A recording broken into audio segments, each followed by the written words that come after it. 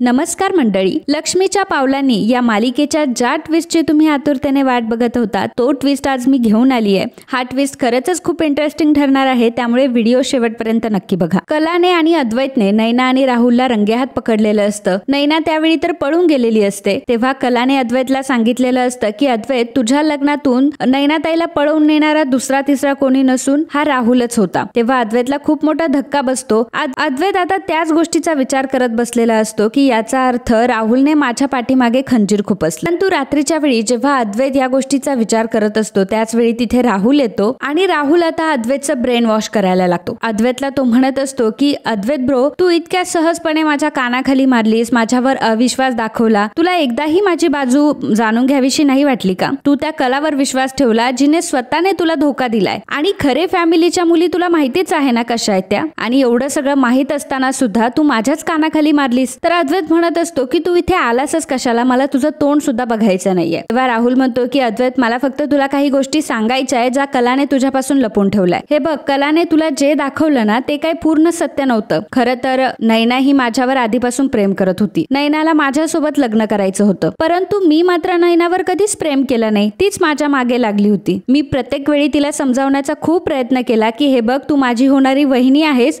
परंतु तरी सुद्धा तिने माझं कधीच ऐकलं नाही, ती माझ्या मागेच लागली होती, आणि तू जर माझ्याशी लग्न केलं नाही तर मी आत्महत्या करेल, नाही तर घरच्यांना सगळ्यांना काहीतरी वेगळं सांगेल, असं मला धमक्या देऊ लागली। ज्यावेळी तुझं आणि नैनाचं लग्न होतं त्यावेळी सुद्धा नैना घरातून एकटीच पळाली होती, कारण तिला तुझ्याशी लग्न करायचं नव्हतं, तिला माझ्याशी लग्न करायचं होतं। राहुलने ही सगळी खोटी कहाणी अद्वैतला सांगितलेली असते, त्यामुळे अद्वैतला आता त्याच्यावर विश्वास बसायला लागतो आणि अद्वैत विचार करतो की नाही असं कशावरून की कला पूर्णपणे खरं बोलत असेल। मित्रांनो, तुम्ही जर अजून आपल्या चॅनलला सबस्क्राईब केलं नसेल तर लगेच चॅनलला सबस्क्राईब करा। खरं तर राहुलही बोलू शकतो ना, त्यामुळे आता तो राहुलवर अविश्वास दाखवत नाही आणि भावाची बाजू लावून धरतो। नैना तिच्या गल्लीमध्ये खुलेआम फिरत असते, त्यामुळे आता आजूबाजूच्या बायका ह्या संगीतासोबत भांडायला आलेल्या असतात आणि म्हणत असतात की तुझ्यामुळे, तुझ्या मुलीमुळे आमच्या घरच्यांची किती बदनामी होतीये। तुझ्या घरची तर बदनामी झालीच आहे, परंतु सगळ्या गल्लीची बदनामी होतीये। तुझी मुलगी अशी खुलेआम गल्लीमधून फिरते तर आमच्या मुलींवर, आमच्या मुलांवर काय संस्कार होतील, आणि आमचे मुलं मुली हिच्याकडनं काय शिकणार आहे। हे बघ संगीता, तुला जर इथे राहायचं असेल तर तुझ्या मुलीला एकतर तू घराच्या बाहेर काढू नकोस, नाहीतर तिचं लवकरात लवकर लग्न लावून दे। यापैकी जर तू काहीही केलं नाही तर आम्ही तुम्हाला इथून हाकलून देऊ। त्यामुळे संगीता आणि बाबा खूप घाबरलेले असतात, कारण या नैनामुळे त्यांना कोल्हापूर सोडून जावं लागतं की काय याची भीती वाटायला लागते। त्यामुळे संगीताने ठरवलेलं असतं की लवकरात लवकर नैनाचं लग्न लावून द्यायचं। संगीता दुसऱ्या दिवशी एका मुलाला घेऊन येते। नैनाला त्या मुलाला भेटण्याची अजिबातही इच्छा नसते, परंतु संगीता आता तिला खूप फोर्स करून त्या मुलाला भेटायला सांगते।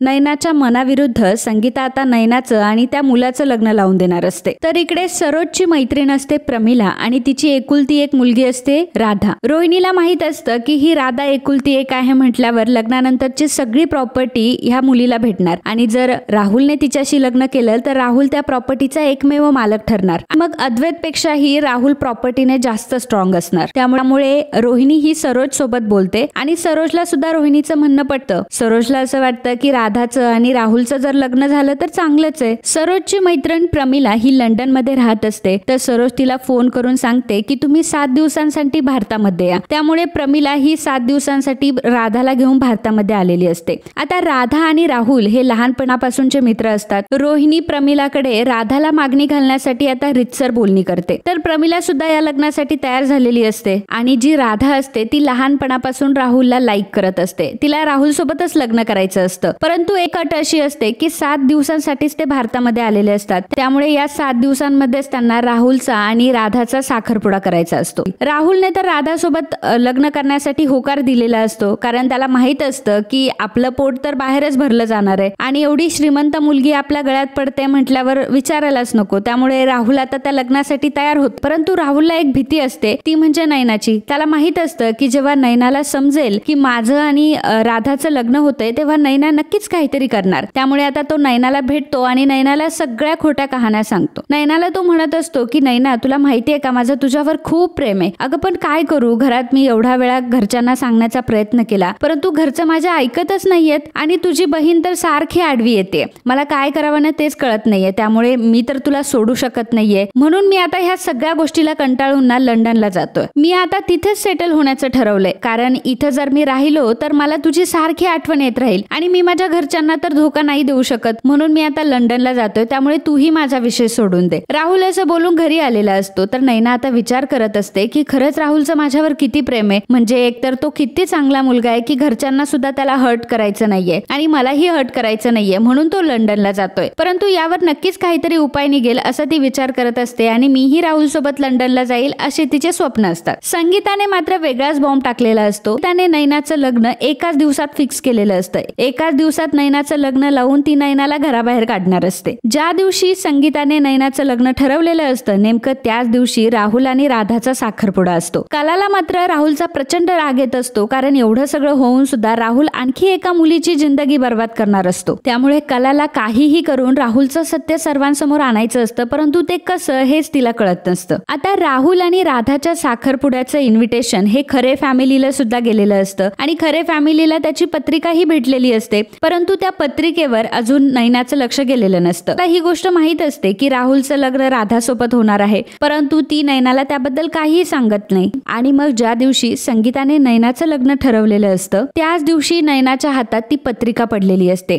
ज्यामध्ये राहुल आणि राधाच्या साखरपुड्याचं इन्व्हिटेशन असतं. आता ती पत्रिका बघून मात्र नैनाच्या पायाखालची जमीनच सरकते. नैनाला ते लग्न अजिबात करायचं नसतं. नैना त्या लग्नासाठी तयारच परंतु संगीता मात्र ऐकायलाच तयार नसते. नैनाला काही करून बाहेर पडायचं असतं. तिला माहित असतं की संगीता आता काही यावेळी तिला बाहेर जाऊ देणार नाही. ती संगीताकडे खूप रिक्वेस्ट करत असते, मम्मा मी फक्त 1 तासात रिटर्न येईल, माझं बाहेर जाणं खूप इम्पॉर्टंट आहे, नाहीतर माझ्या पूर्ण आयुष्याचा खेळ होईल. परंतु संगीता आता यावेळी तिचं ऐकत नाही. संगीता तिला म्हणत असते की ऑलरेडी तू एकदा मला धोका दिलायस, ऑलरेडी एकदा तू लग्नातून पळून गेलीयस, आता मात्र मी तुझ्यावर अजिबात विश्वास ठेवू शकत नाही. त्यामुळे लग्नातून तू अजिबात बाहेर जायचं नाही, ह्या घरातून बाहेर पाऊल सुद्धा टाकायचं नाही. असं म्हणून आता संगीता डायरेक्टली नैनाला खोलीमध्येच बंद करून घेते आणि बाहेर कुलूप लावून घेते. त्यामुळे आता नैनाची खूपच कोंडी झालेली असते आणि बाहेर कसं पडावं हे तिला कळतच नसतं. तिला काहीही करून राहुलचं आणि राधाचं तो साखरपुडा थांबवायचा असतो. त्याला काजलला कॉल करून सांगते की काजल तू काहीही कर, परंतु घरामधून नैनाताईला चांदेकर मेन्शन मध्ये घेऊन ये आणि नैनाताई आता जे काही करायचंय ना ते सर्वांसमोर करेल. नैनाताईला सुद्धा आता राहुलची जी खरी सच्चाई आहे ना, राहुलचा जो खरा चेहरा आहे ना तो स्वतःच्या डोळ्याने बघू दे. जेव्हा काजल आता नैनाचा दरवाजा उघडायला जाते तेव्हा संगीता तिथे येते आणि तिला सांगते की खबरदार जर तू दरवाजा उघडला, आज नैना अजिबात बाहेर येणार नाही. जेव्हा लग्न असेल तेव्हाच मी नैनाला घराच्या बाहेर काढणार आहे. आणि काजलला सुद्धा ती नैनाला भेटू देत नाही. त्यामुळे संगीताने काजलला नैनाला भेटण्यासाठी नकार दिलेला असतो. त्यामुळे आता काजल एक युक्ती लढवते आणि ती खिडकीतून आता नैनाच्या रूम मध्ये शिरते आणि ती नैनाला म्हणते की चल नैनाताई आपण चांदेकर मेन्शनवर जातोय. आणि सुखरूपपणे आता ती नैनाला खिडकीतूनच बाहेर काढते आणि दोघीही आता चांदेकर मेन्शनवर जाणार असतात आणि तिथे जाऊन आता राहुलचा खूप मोठा खुलासा त्या दोघी करणार असतात. तर इकडे मात्र पाहुणे मंडळी पुन्हा एकदा लग्नात जमलेले असतात. पुन्हा तीच सिच्युएशन असते.